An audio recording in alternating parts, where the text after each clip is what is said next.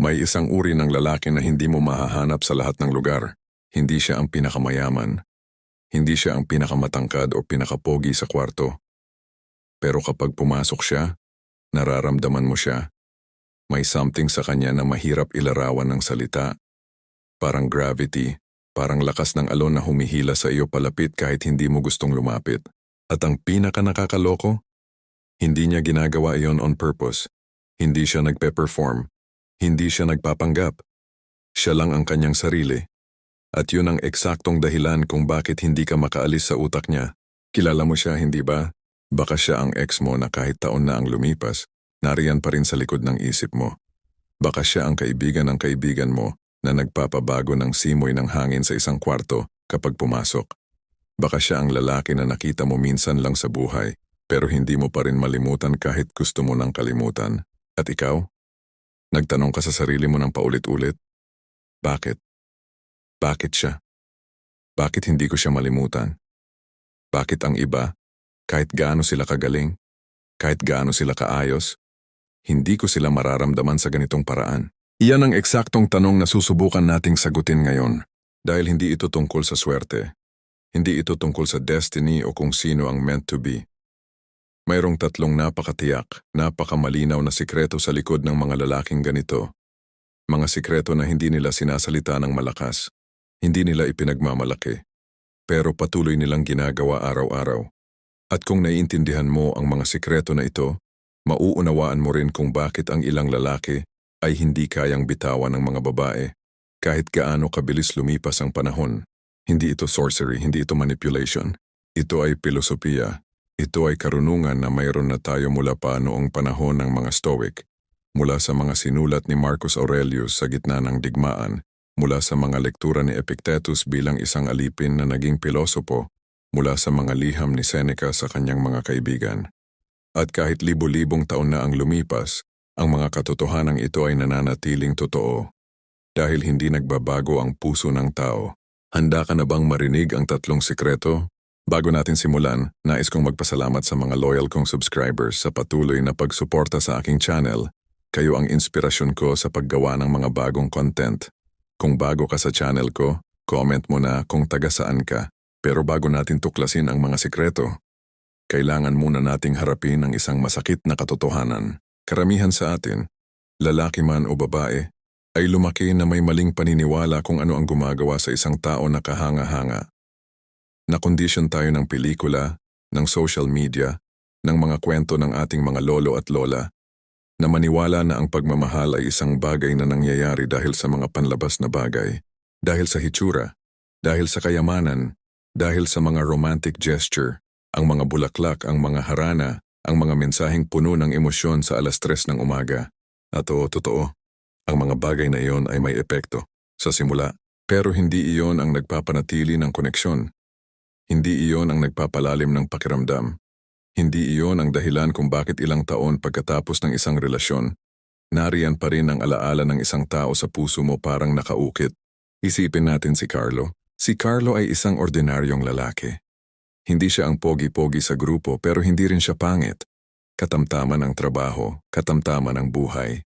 Pero lahat ng babae na nakapasok sa kanyang buhay, kahit yung mga nagpa-reject sa kanya, kahit yung mga nagsabi na hindi tayo magwo-work, lahat sila, pagkatapos ng maraming taon, ay natatanong pa rin sa kanilang sarili kung paano si Carlo. May ilan na bumabalik para makipag-ugnayan. May ilan na nagre-reminisce sa kanilang mga kaibigan. May ilan na tahimik na nagmamasid sa kanyang social media nang hindi nagko-comment. Bakit?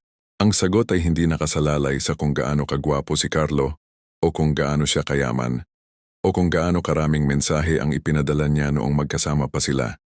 Ang sagot ay nakasalalay sa kung sino talaga si Carlo bilang isang tao, sa mga malalim at mahirap na aspeto ng kanyang pagkatao na hindi nakikita ng karamihan sa ibabaw, pero nararamdaman ng bawat taong lumalapit sa kanya. At yan ang problema natin. Tayo ay nagsisimula sa maling lugar. Tinutuon natin ang ating panahon at enerhiya sa mga bagay na nakikita, ang itsura, ang mga salita, ang mga kilos na visible sa ibabaw. At minamaliit natin, o kaya naman ay hindi natin binibigyang pansin, ang mga bagay na invisible. ang mga bagay na nararamdaman lamang, ang mga bagay na nagtatayo ng pundasyon ng isang taong tunay na hindi malilimutan. Ang karamihan sa mga lalaki ngayon ay gumagawa ng parehong pagkakamali. Namumuhunan sila sa exterior, nagpa-gym para sa katawan, nagbibili ng magandang damit, nagpapaganda ng social media profile, natututo ng mga pick-up lines at riz na nakita nila sa internet. At hindi ko sinasabing mali ang mga bagay na iyon, may halaga rin ang mga ito. Pero kung wala kang matatag na pundasyon sa loob, lahat ng iyon ay parang magandang bahay na itinayo sa buhangin. Sa simula, kahanga-hanga. Pagkatapos ng bagyo, wala na. Ang katotohanan ay ito. Ang mga babaeng hindi makalimot sa isang lalaki ay hindi na disgrasya ng kapistahan. Hindi sila nahook ng pagpapanggap.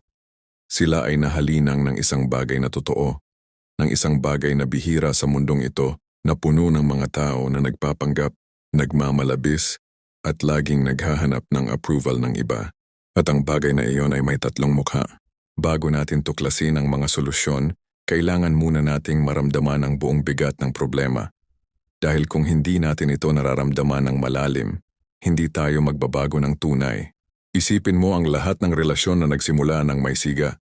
Ang pagnanasa, ang excitement, ang pakiramdam na sa wakas ay nahanap mo na ang hinahanap mo.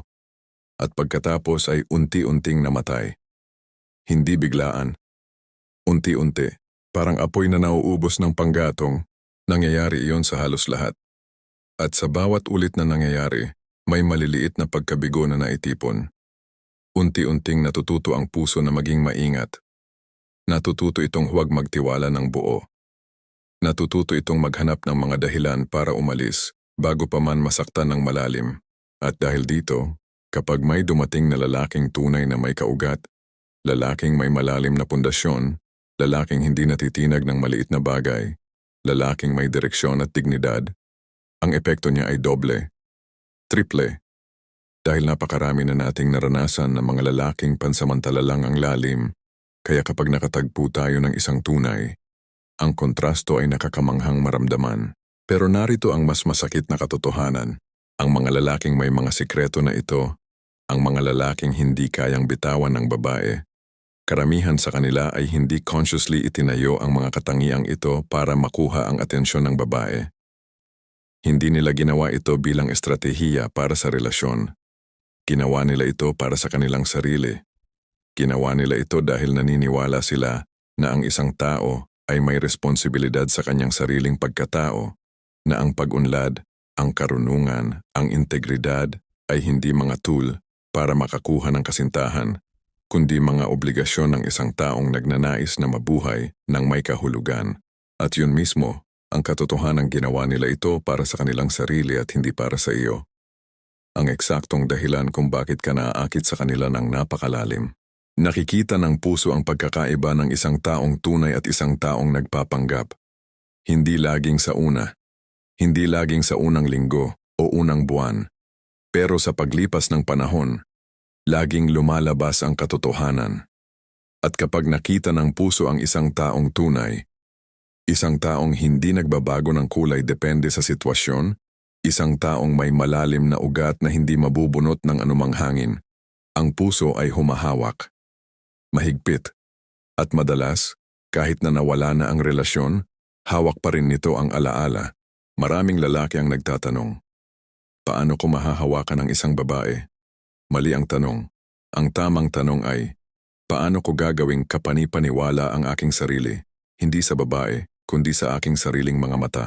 Dahil kapag tama ang sagot sa pangalawang tanong, ang unang tanong ay sumasagot ng sarili nito, handa ka na bang marinig ang tatlong sikreto? Unang sikreto. Ang lalaking may mundo ng kanyang sarili. Isang gabi, habang nakaupo si Marcus Aurelius sa kanyang tolda sa gitna ng digmaan, sumulat siya ng mga salitang ito sa kanyang personal na talaarawan. Mga salitang hindi niya inakala na mababasa ng sinuman, huwag nang mag-aksaya ng panahon sa pag-aargumento kung ano ang dapat na maging katangian ng isang mabuting tao. Maging iyon, simple ang salita, malalim ang kahulugan. Ang unang sikreto ng lalaking hindi kayang bitawan ng babae ay ito. Mayroon siyang mundo ng kanyang sarili. Hindi siya umiikot sa mundo ng ibang tao. May sarili siyang direksyon. May sarili siyang mga pangarap. May sarili siyang mga interes na hinahangad niya ng may tunay na pagmamahal, hindi para mapahanga ang iba, kundi dahil tunay na nagpapasaya ang mga ito sa kanya. At iruwayin mo isa sa pinakabihirang bagay sa mundong ito ngayon. Isipin mo ang karamihan sa mga lalaking nakilala mo. Ilan sa kanila ang tunay na may malinaw na direksyon sa buhay? Hindi lang trabaho, hindi lang pera, kundi isang malalim na pag-unawa sa kung sino sila at saan sila patungo. Ilan sa kanila ang may mga hinahabol na mas malalim kaysa sa approval ng iba. Maraming lalaki ngayon ang nabubuhay sa gilid ng mundo ng ibang tao. Ang kanilang kasiyahan ay nakasalalay sa kung gaano sila kamahal ng kanilang kasintahan.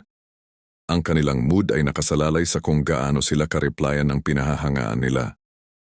Ang kanilang direksyon sa buhay ay nakasalalay sa kung ano ang inaasahan ng kanilang pamilya, ng kanilang barkada, ng lipunan. Hindi sila nabubuhay sa kanilang sariling mundo. Sila ay bisita sa mundo ng iba at nararamdaman ito ng babae. Nararamdaman niya ito hindi sa mga sinasabi ng lalaki kundi sa mga ginagawa niya. Sa kung paano siya nagre-react kapag tinanggihan. Sa kung paano nagbabago ang kanyang mood depende sa kung may mensahe o wala. Sa kung paano niya inuuna ang kasiyahan ng babae kaysa sa kanyang sariling mga pangarap. Huwag mong unawain ito ng mali. Hindi sinasabi nito na maging makasarili. Hindi sinasabi nito na huwag mag-alaga o huwag mag-invest sa relasyon. Ang sinasabi nito ay ito. Ang isang lalaki na may malinaw na mundo ng kanyang sarili ay mas mapagkakatiwalaan, mas kapanapanabik, at mas kapanipaniwala kaysa sa lalaking ang buong pagkakakilanlan ay nakasalalay sa relasyon. Isipin si Epictetus, ang Bitrao, isang pilosopong naging alipin. Sa kabila ng kanyang kalagayan, na literal na wala siyang kontrol sa kanyang pisikal na katayuan, naitatag niya ang isang bagay na hindi maaaring magnakaw ng sinuman, ang kanyang mundo ng loob, ang kanyang mundo ng mga prinsipyo ng pag-iisip ng karunungan. At iyan ang naging pinakanakapangyarihang bagay sa kanya, hindi ang kanyang kalayaan, kundi ang kanyang mundo sa loob. Ang lalaking may mundo ng kanyang sarili ay hindi desperate. Hindi siya umaasa sa iyo para kumpleto ang kanyang sarili. Hindi siya naghahanap ng validation sa bawat mensahe mo. Sa bawat pagkakataon na pumunta kayo, kumpleto na siya at inaanyayahan kanya na makibahagi sa kanyang mundo, hindi mag-rescue sa kanya mula sa kawalan nito. At ito, kaibigan, ay napakaraming kahulugan sa puso ng isang babae dahil karamihan sa ating buhay ay ginagamit natin ang ating enerhiya sa pag-manage ng mga taong nangangailangan ng ating patuloy na presensya para maramdaman ang kanilang halaga. At minsan, pagod na tayo. Minsan, gusto lang nating may isang taong hindi kailangan nating i-reassure ng paulit-ulit. Isang taong matatag sa kanyang sarili at ang ating presensya ay dagdag sa kanyang kasiyahan, hindi kondisyon nito. Paano nangangalaga ang lalaking may mundo ng kanyang sarili? Una, mayroon siyang mga layunin na mas malaki kaysa sa relasyon. Hindi ibig sabihin nito na hindi siya nagmamahal. Ibig sabihin nito na ang kanyang pagmamahal ay hindi ang buong pundasyon ng kanyang pagkakakilanlan. Mayroon siyang trabaho na pinagbubuhusan niya ng puso. Mayroon siyang mga pangarap na aktibo niyang hinahangad. Mayroon siyang mga prinsipyo na pinamumuhayan niya kahit walang nanonood. Pangalawa, ang kanyang mood ay hindi fully dependent sa kung paano siya tratuhin ng ibang tao. Kapag nasaktan siya, nakakaramdam siya ng sakit. Totoo yan. Normal yan. Tao siya. Pero hindi siya nasisira. Hindi siya bumabagsak. Napoproseso niya ang sakit, natututo siya mula rito, at nagpapatuloy siya sa direksyon na pinili niya para sa kanyang sarili. Pangatlo, may mga bagay siyang hinahangad na wala kang kinalaman. Mga hilig, mga interes, mga pagbabago sa sarili na personal ang motibo, hindi para ipagmalaki sa iyo, kundi dahil tunay na gusto niya ang pag-unlad para sa kanyang sariling kaluluwa. At kapag nakikita ng babae ang lahat ng ito, nangyayari ang isang bagay na hindi laging nauunawaan ng kaisipan pero nararamdaman ng puso. Nagiging hamon ka. Hindi sa masamang paraan, kundi sa paraan na ikaw ay isang destinasyon na nararapat puntahan, hindi isang default na pagpipilian. Kailangan mong patunayan ang iyong sarili para makiisa sa kanyang mundo. At yan ay isang napakakapangyarihang pakiramdam, sinabi ni Seneca sa isa sa kanyang mga liham.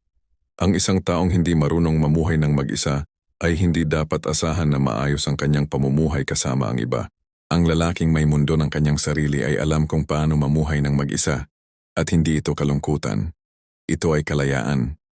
At ang kalayaan na iyon, kapag pinili mong ibahagi sa iba, ay nagiging isang regalo, hindi isang obligasyon. Ikalawang sikreto, ang lalaking hindi natatakot sa katotohanan. Isang bagay na hinahanap ng lahat ng tao sa mundong ito, lalaki man o babae, bata man o matanda, ay simpleng ito. Isang taong maaari mong pagkatiwalaan. Hindi lang pagkatiwalaan sa paraan na hindi siya magtataksil, hindi siya magsisinungaling tungkol sa malalaking bagay. Mas malalim kaysa doon. Isang taong maaari kang maging tunay, kung saan hindi mo kailangang mag-filter ng lahat ng sasabihin mo, kung saan maaari kang magkamali at hindi ka tatakasan, kung saan ang pagpapakita ng iyong kahinaan ay hindi magbubukas ng pinto para saktan ka. Ang ikalawang sikreto ng lalaking hindi kayang bitawan ng babae ay ito. Hindi siya natatakot sa katotohanan. At ito ay may dalawang mukha. Ang unang mukha, hindi siya natatakot sa kanyang sariling katotohanan. Hindi siya nagtatago ng mga insecurities sa ilalim ng maraming layer ng pagmamalaki at pagpapanggap. Hindi siya nagpapanggap na wala siyang mga pagkukulang. Kilala niya ang kanyang sarili, ang kanyang mga lakas at ang kanyang mga kahinaan. At tinatanggap niya ang parehong ito ng walang pagdamay sa sarili at ng walang labis na pagmamalaki. Ito ang tinatawag ng mga Stoic na self-knowledge. At para sa kanila ito ang pundasyon ng lahat ng karunungan. Sa Meditations ni Marcus Aurelius, paulit-ulit siyang bumabalik sa isang tema, ang pag-alam sa sariling mga limitasyon. Hindi siya nagsulat ng mga salitang iyon para mapahanga ang iba. Isinulat niya ang mga ito para sa kanyang sarili, sa mga sandaling nag-aalangan siya, sa mga sandaling natatakot siya, sa mga sandaling hindi siya sigurado sa kanyang sarili, at sa pag-amin ng mga kahinaang iyon sa papel, nagiging mas matatag siya. Ang lalaking hindi natatakot sa kanyang sariling katotohanan ay may isang kapangyarihang hindi mayroon ng marami. Maaari siyang maging honest, totoo, tunay. At ito ay napakaraming kahulugan sa isang mundo kung saan ang karamihan ay nagtatago ng kanilang tunay na sarili sa likod ng mga fasad. Kapag sinabi ng ganitong lalaki na mahal ka niya, naniniwala ka. Dahil kilala mo na hindi siya nagpapanggap. Kapag sinabi niyang nasasaktan siya, nararamdaman mo ang bigat ng salita dahil alam mong hirap siyang sabihin iyon at ang pagsasabi niya nito ay isang pagpapakita ng tiwala sa iyo, hindi kahinaan. Kapag sinabi niyang hindi siya sigurado sa isang bagay, mas nagtitiwala ka sa kanya dahil alam mong kapag sigurado siya, totoong sigurado siya. Ang ikalawang mukha, hindi siya natatakot sa katotohanan ng sitwasyon. Hindi siya nagpapanggap na ang mga problema ay hindi umiiral. Hindi siya umiiwas sa mahihirap na pag-uusap. Hindi siya nagmamasid mula sa malayo sa mga bagay na kailangang harapin. Isipin mo ang karamihan sa mga breakup na naranasan mo o narinig mo. Ilan sa mga iyon ay nauwi sa masakit na pagtatapos dahil ang isang tao, o pareho, ay hindi kayang harapin ang isang mahirap na katotohanan? Nagtiis ng masyadong matagal ang isa dahil ayaw ng sakta ng isa? Nagsinabing okay lang ang isa kahit hindi okay? Nanatiling tahimik ang isa tungkol sa isang bagay na matagal na nilang nararamdaman? Ang lalaking hindi natatakot sa katotohanan ay hindi ganoon. Kapag may problema, kausapin niya ito. Hindi agresibo, hindi mapanakot, pero diretsahin. Kapag hindi siya masaya sa isang bagay, sasabihin niya ito. May respeto, may pag-iingat, pero malinaw. Kapag kailangang magdesisyon tungkol sa relasyon, haharapin niya ang desisyon. Hindi ito iiwasan hanggang sa masyadong huli. At ito ay napakahalaga para sa babae, kahit hindi niya palaging nararamdaman ito sa una. Dahil ang karamihan sa mga babae ay nasanay na sa mga lalaking hindi marunong mag-communicate ng totoo. Mga lalaking nagsasabi ng okay lang kahit hindi okay. Mga lalaking nagtatago ng mga nararamdaman sa ilalim ng tahimik na pag-aayos o pagiging malayo. Mga lalaking biglang nagpapalit ng isip o nagbabago ng ugali ng hindi nagpapaliwanag. Kapag dumating ang isang lalaking kayang harapin ang katotohanan, kayang sabihin ang mahirap na sabihin, kayang marinig ang mahirap na marinig, kayang maging tunay kahit masakit ang pagiging totoo, ang babae ay nakakaramdam ng isang bagay na madalas ay hindi niya maibigay ng pangalan sa una. Ligtas. Hindi safety sa paraan ng walang problema. kundi safety sa paraan ng kahit may problema, hindi tayo mag-iimbak nito hanggang sa sumabog. Kahit masakit ang katotohanan, haharapin natin ito ng magkasama. Kahit mahirap ang usapan, maaari nating kausapin ito ng walang takot na masisira ang lahat. Yan ang uri ng lalaki na kapag nawala sa buhay mo, malaki ang puwang na naiwan niya dahil naalala mo ang pakiramdam ng pagiging ligtas sa katotohanan at mahirap hanapin ang ganong pakiramdam sa iba. Tinuruan tayo ng mga Stoic ng isang prinsipyong tinatawag nilang amor fati, pagmamahal sa kapalaran. Ngunit bago mo mahalin ang iyong kapalaran, kailangan mo munang harapin ito ng walang tago, ng walang pagdadahilan, ng walang pagtatago sa likod ng mga kwento na pinapalago mo para hindi ka nito masaktan. Ang lalaking may ganitong lakas ay bihira. At ang bihirang bagay kapag naranasan mo ay hindi madaling kalimutan. Ikatlong sikreto. Ang lalaking may malalim na pundasyon ng dignidad. Dumating na tayo sa pinakamahalaga at sa pinakamalim sa tatlong sikreto. Para maunawaan ito, kailangan nating magsimula sa isang kwento. Mayroong isang lalaki sa kasaysayan ng Stoicism na ang buhay ay isa sa pinakakahangahangang testimonya ng prinsipyong ito. Si Zeno ng Citium, ang nagtatag ng Stoic philosophy, ay isang mangangalakal na nawalan ng lahat ng kanyang kayamanan nang lumubog ang kanyang barko. Sa isip ng karamihan, iyon ay isang katastropiko, ang katapusan ng isang buhay na dati ay puno ng kasaganaan. Para kay Zeno, ito ang simula. Naglakad siya patungo sa Athens na walang kayamanan, walang status, walang social capital. Pumunta siya sa isang tindahan ng libro, nabasa niya ang mga salita ni Socrates, at naghanap siya ng taong ganap na mabuhay sa mga prinsipyong iyon. At mula sa pagkawala niya ng lahat, nagsimula ang isang pilosopiyang nagbago ng mundo. Ang tanong ay, ano ang nagpahintulot kay Zeno na gawin ito? Ano ang nagtago sa kanya mula sa pagkawasak nang nawala ang lahat? Ang sagot ay dignidad. Hindi ang uri ng dignidad na nakasalalay sa kayamanan o status o kung paano ka tinitingnan ng iba, kundi ang malalim na uri ng dignidad, ang pag-alam na ang iyong halaga bilang tao ay hindi kayang tanggalin ng anumang panlabas na pangyayari. Iyan ang ikatlong sikreto. Ang lalaking hindi kayang bitawan ng babae ay may malalim na pundasyon ng dignidad na hindi nakasalalay sa approval ng iba. Kabilang na ang babae na mahal niya. Hindi ito kayabangan, hindi ito pagmamalaki, at hindi ito ang tinatawag na playing hard to get o mga games na ginagawa ng mga taong gustong lumabas na sila ay mahirap abutin. Ito ay mas malalim at mas totoo kaysa sa lahat ng iyon. Ang lalaking may dignidad na ito ay alam, sa pinakamalalim na antas ng kanyang pagkatao, na ang kanyang halaga bilang tao ay hindi kayang patunayan ng sinumang babae at hindi rin ito kayang sirain ng sinumang babae.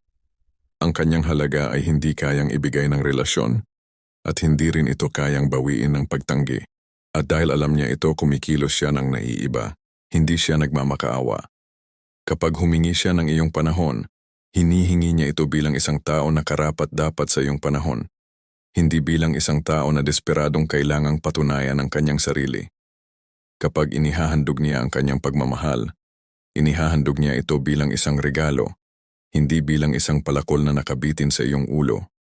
Kapag tinanggihan siya, nakakaramdam siya ng sakit dahil tao siya, pero hindi siya nasisira. Dahil ang kanyang dignidad ay hindi nakasalalay sa iyong pagtanggap. Isipin ang kaibahan ng dalawang uri ng pagmamahal. Ang una ay pagmamahal na nagmumula sa lugar ng takot. Takot na maiwanan, takot na hindi sapat, takot na makita ang totoong sarili at matanggihan. Ang uri ng pagmamahal na nagbibitiw ng malaking bahagi ng sarili para lang manatili ang isang tao sa tabi mo. Ang uri ng pagmamahal na sinasabayan ng patuloy na pangangailangan ng reassurance, mahal mo pa ba ako? Sigurado ka ba? Hindi ba ikaw ay napupunta sa iba? Ang pangalawa ay pagmamahal na nagmumula sa lugar ng kasaganaan. Sa lugar ng may sapat akong maibigay dahil may sapat na ako para sa aking sarili. Ang uri ng pagmamahal na pipiliin ka, hindi dahil wala siyang ibang pagpipilian, hindi dahil takot siyang mag-isa, kundi dahil piliin ka niya kapag mayroon siyang lahat ng kalayaang hindi ka piliin. Kapag alam mong pinili ka ng isang tao mula sa kalayaan, mula sa isang lugar kung saan sana'y mabubuhay siyang maayos nang wala ka, pero pinili ka pa rin, ibang uri ang pakiramdam ng pagmamahal na iyon. Mas malalim, mas totoo, mas kapanipaniwala, at ito ang paraan ng lalaking may dignidad. Pero may isa pang aspeto ng dignidad na ito na kailangan nating pag-usapan. At ito ang aspeto na madalas ay hindi naiintindihan ng tama. Ang lalaking may dignidad ay hindi nagpapahintulot na tratuhin siya ng hindi naaangkop, kahit na ang nagtatrato sa kanya ay ang taong mahal niya. Ito ay hindi kabagsikan. Hindi ito pagiging cold or distant o hindi mapalapit. Ito ay isang malinaw na pag-unawa sa kung ano ang nararapat at kung ano ang hindi. At ang pagpapatupad ng mga hangganan na iyon ay hindi ginagawa niya ng may galit o paghihiganti. Ginagawa niya ito ng may katahimikan, ng may kalinawan, ng may respeto sa sarili at sa kabilang partido. Kapag may tao, kahit ang taong mahal mo, na lumampas sa mga hangganan na iyon, ang lalaking may dignidad ay hindi nagtatago, hindi nagpapagalit, hindi bumabalik ng 4 na beses na mas malupit. Sinasabi niya ito, minsan ng malinaw, at kung hindi ito marinig, handa siyang lumakad, hindi bilang kaparusahan, kundi bilang pagpapahalaga sa kanyang sariling kaluluwa. Sinabi ni Epictetus, "Huwag hilingin na ang mga bagay ay mangyari sa paraang gusto mo. Sa halip na isin na tanggapin ang mga bagay na nangyayari at matatagpuan mo ang kapayapaan. Ngunit ang kapayapaang iyon ay hindi kayang makamit ng isang tao na patuloy na nagpapahintulot sa pagkawasak ng kanyang sariling dignidad. Ang tunay na stoic acceptance ay hindi pasibidad. Ito ay aktibong pagpili ng kung anong lugar ang bibigyan mo ng espasyo sa iyong buhay at kung anong bagay ang handa kang bitawan para mapanatili ang iyong integridad. At alam ng babae ang lahat ng ito, kahit hindi niya ito laging nauunawaan sa antas ng kaisipan. Nararamdaman niya ito sa bawat interaksyon. Nararamdaman niya ang pagkakaiba ng lalaking may pundasyon at ng lalaking walang pundasyon. Nararamdaman niya ang pagkakaiba ng pagmamahal na nagmumula sa dignidad at ng pagmamahal na nagmumula sa desperasyon. At ang pagmamahal na nagmumula sa dignidad, kahit mas mahirap tanggapin, kahit mas challenging, kahit hindi palagi ay nagbibigay ng instant gratification ng palaging pagiging oo, ang pagmamahal na iyon ang gumagawa ng malalim na marka sa puso ng isang tao. Hindi ito kayang burahin agad-agad. Ngayon, kailangan nating makita kung paano nagtatrabaho ang 3 sikreto na ito ng magkasama. Dahil hindi sila hiwalay na mga katangian. Sila ay magkakaugnay, nagpapatibay ng isa't isa, nagtatayo ng isang uri ng pagkatao na mahirap hanapin at mas mahirap kalimutan. Ang lalaking may mundo ng kanyang sarili na hindi natatakot sa katotohanan at may malalim na pundasyon ng dignidad. Ang lalaking iyon ay may isa pang katangian na natural na lumalabas mula sa 3 ito. Siya ay hindi predictable sa mababaw na paraan, pero lubhang predictable sa malalim na paraan. Hindi predictable sa mababaw na paraan ibig sabihin, hindi mo alam kung ano ang susunod niyang sabihin, kung saan siya magdadala ng usapan, kung paano niya haharapin ang isang sitwasyon.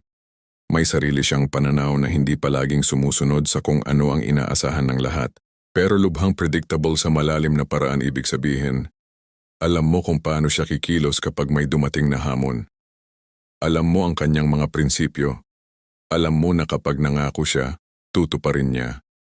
Alam mo na kapag sinabi niyang nasa tabi niya ka, nandoon siya. Alam mo na ang kanyang pagmamahal ay hindi contingent sa kung gaano ka perfect, o kung gaano ka maganda, o kung gaano ka perpektong partner. Ang pinagsamang mababaw na unpredictability at malalim na predictability, iyan ang isa sa pinakanakakaengganyo at pinakamapagkakatiwalaang kombinasyon na maaaring maranasan ng isang tao sa isang relasyon. Isipin mo ito. Gusto nating maranasan ng excitement ng pagtuklas ang pakiramdam na hindi pa natin lubos na naiintindihan ng isang tao, na may patayong matutuklas, na hindi pa natin napagod ang kanilang kalaliman.